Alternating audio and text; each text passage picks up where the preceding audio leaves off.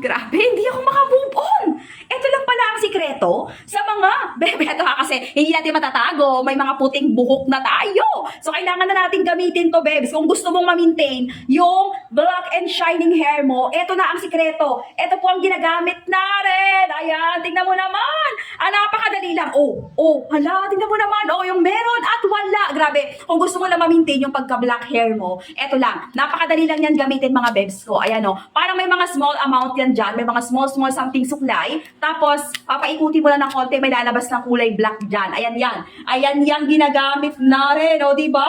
Parang sino ba naman magsasabi sa'yo, hindi kasi pure black tong hair natin. Kaya, kung gusto mo ma-maintain yung shining black hair mo, ayan lang ang gagamitin, diba? Lalagay ako ng discount. Maglalagay ako ng link sa baba, ha, para ito yung ma-check out nyo. Ganyan na ganyan talaga mismo yan. Ayan yan, super duper black na yan. Magba-black color na yan siya. Naka-discount sale tayo ngayon, ha. Diba, Dok? Ito yung ginagamit mo. Tignan mo, may black hair ka din, diba? Ito yung ginagamit mo, diba?